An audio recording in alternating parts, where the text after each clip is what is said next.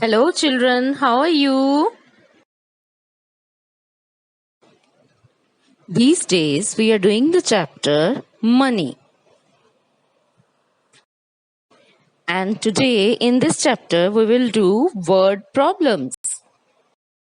Our first word problem is Sameer went to the market. He bought a badminton racket for 139 rupees 50 paise, a cricket ball for 89 rupees 75 paise, and a set of cricket wickets for 199 rupees. How much money did he spend in all for these items?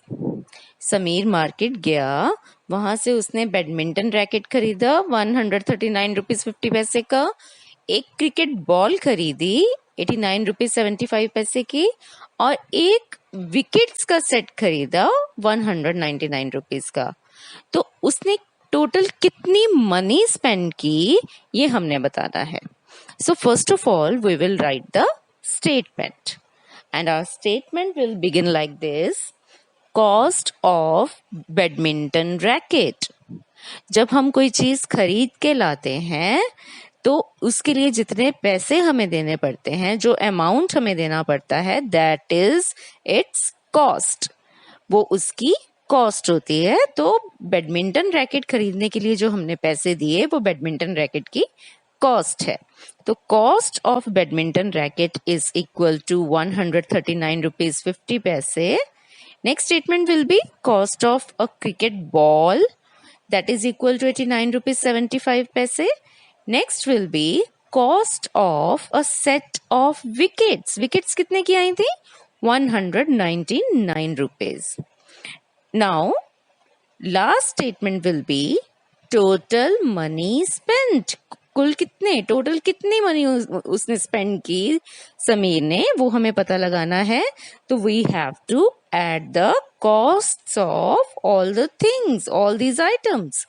So 139 rupees 50 paise plus 89 rupees 75 paise plus 199 rupees.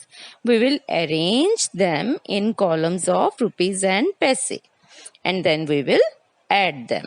And after adding them, we got the answer 428 rupees 25 paise. So we will write the answer now. That will begin with so. So he spent 428 rupees 25 पैसे in all. और children आपको पता है जब हम money को numbers में लिखते हैं तो हमें सिर्फ साइन ऑफ रुपी यूज करना होता है और रुपीज और पैसे के बीच में एक डॉट लगाना होता है. पैसे का सिंबल हम यूज नहीं करते. Our next word problem is Meenal has to pay 350 rupees as her tuition fee.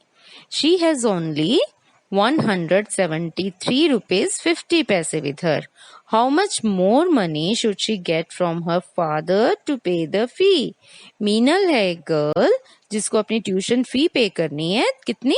350 rupees. पर उसके पास तो सिर्फ 173 रुपीज 50 पैसे हैं. तो उसको अपने फादर से या अपने पापा से कितने पैसे और लेने पड़ेंगे? To find out this, first of all we will write the statement and it will begin with Meenal's tuition fee. Meenal's tuition fee is equal to 350 rupees. और कितनी मनी है उसके पास? Money she has is equal to 173 rupees 50 paise.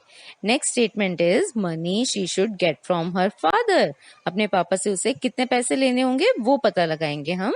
That is 350 rupees minus 170 rupees 50 paise. So we will arrange these amounts in columns and after that we will subtract, and after subtraction what will we get? 176 rupees 50 paise.